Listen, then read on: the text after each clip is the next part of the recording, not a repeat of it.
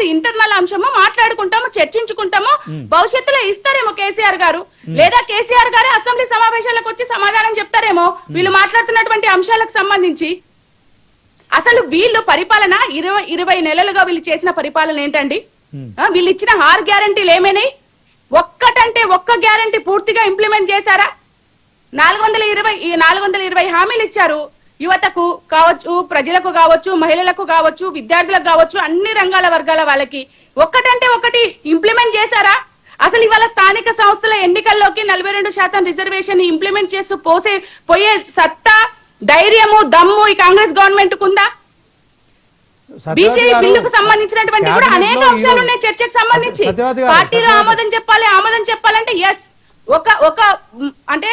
ఒక విశాల ప్రాతిపదికన, ఒక బ్రాడ్ థింకింగ్ తో, బీసీల పట్ల ఉన్నటువంటి ఒక ప్రేమతో ఖచ్చితంగా బిల్లుకు ఆమోదం తెలుపుతుంది పార్టీ, అది వేరే అంశము.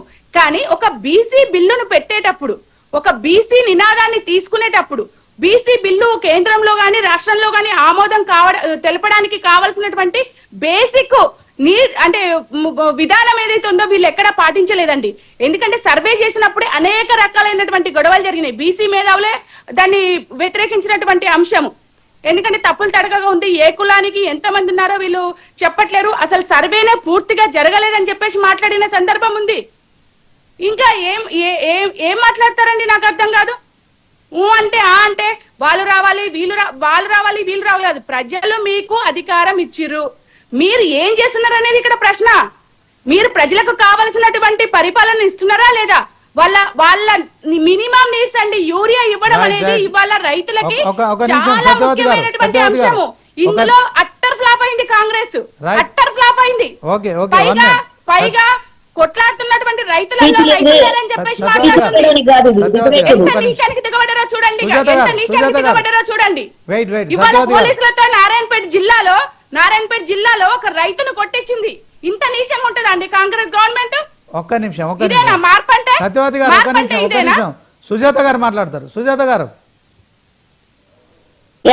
సత్యవతి గారికి ఆవేశం ఎక్కువ ఉన్నట్టుంది పాపం. ఈ మధ్య కాలంలోనే బీఆర్ఎస్ లో పోయింది, కానీ బాధ ఎక్కువ ఉన్నట్టుంది ఆమెకి. ఏదో అధికారం వస్తుందని పోయింది పాపం, అటు ఇటు కాకుండా. నేను బాధపడుతున్నా. ఒక నాకు సోదరి చాలా ఆప్తురాలు కూడా, కానీ నిజాల్ని వాస్తవాల్ని అప్పుడున్నట్టు మాట్లాడినట్టు నిజంగానే మీ వ్యక్తిగత విషయాలు కూడా నేను మాట్లాడాల్సి వస్తుంది. మీ వ్యక్తిగత విషయాలు కూడా నేను మాట్లాడాల్సి వస్తుంది. ఇక్కడ చర్చ జరుగుతుంది ప్రభుత్వానికి సంబంధించినటువంటి పరిపాలన, ప్రతిపక్షం లేవనెత్తున్నటువంటి అంశాల మీద. కాబట్టి ఆ విషయాల వరకు పరిమితం అవ్వండి. నేను బీఆర్ఎస్ లోకి పోయానా, లేకపోతే మీరు కాంగ్రెస్ లోనే ఉండి మీకు టికెట్ రాక ఏడ్చిర్రా, అది వేరే అంశము. ఇక్కడ చర్చ కాదు. ఇక్కడ మీరు ప్రభుత్వంలో ఉండి ప్రజలకు ఏం చేస్తున్నారు, ప్రతిపక్షంగా నేనేం ప్రశ్నిస్తున్నాను ముఖ్యమక్క. ఆపండి. ఇక్కడ సోద ఇండానికి కూర్చోలేదు ఎవరు. నేను వ్యక్తిగతంగా ఏం పోలేదు. ఆమెకు బాధ పెట్టిండ్రో తప్పు చేసిండ్రో నేను చెప్తున్నా. ఆమె మెచ్చుకుంటున్నా, తిట్టట్లేదు. ఆమెలాగా ఏడ్చింది చూసింది అనట్లేదు. బాధ పెట్టిండ్రు, బాధ పడుతుంది అని చెప్తున్నా నేను. సుజాత గారు, బీఆర్ఎస్ పార్టీ కాళేశ్వరంపై పవర్ పాయింట్ ప్రజెంటేషన్ ఇవ్వడానికి మీరు అనుమతి ఇవ్వట్లేదని చెప్పి బీఆర్ఎస్ పార్టీ ఆరోపిస్తోంది. గతంలో ఇవ్వలేదు, ఇప్పుడు కూడా ఇవ్వబోతుంది. పనికి మళ్ళీ మాటలు మాట్లాడి వాళ్ళని వాళ్ళు ఇంకా దిగజార్చుకునే పరిస్థితికి రావద్దు అని బీఆర్ఎస్ వాళ్ళకి హెచ్చరిస్తున్నా. ఒకటి తను మాట్లాడినటువంటి మాటలకు నేను ఒక్కొక్కటిగా ఆన్సర్ చెప్తా.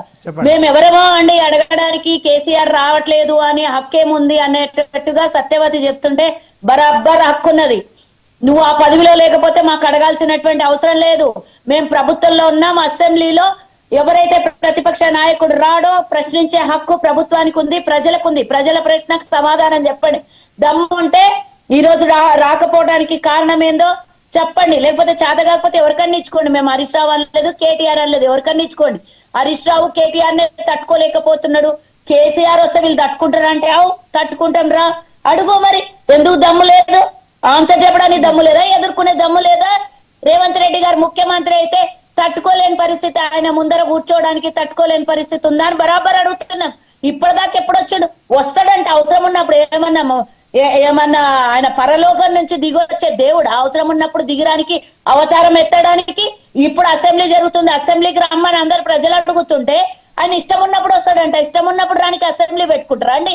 ఎవరైనా అసెంబ్లీ అటెండెన్స్ ఉండదా? ఒక ప్రధాన ప్రతిపక్ష నేతగా ఎందుకు తీసుకున్నావు ఆ పదవి? చేత కాకపోతే, రాబుద్ది కాకపోతే బరాబర్ అడుగుతారు. నేను కాదు, ఈ రోజు ప్రజలు కూడా అడుగుతారు. దానికి మీరు ఆన్సర్ చెప్పుకొని చేతగాక రాడు, ఇష్టం ఉన్నప్పుడు వస్తాడు. ఏమన్నా కాలేజా బంకు కొట్టి నా ఇష్టం ఉన్నప్పుడు పోతానికి? 6 నెలలకు ఒకసారి జరిగే సమావేశాలకు వచ్చి ప్రశ్నించు అడుగు అంటున్నాం.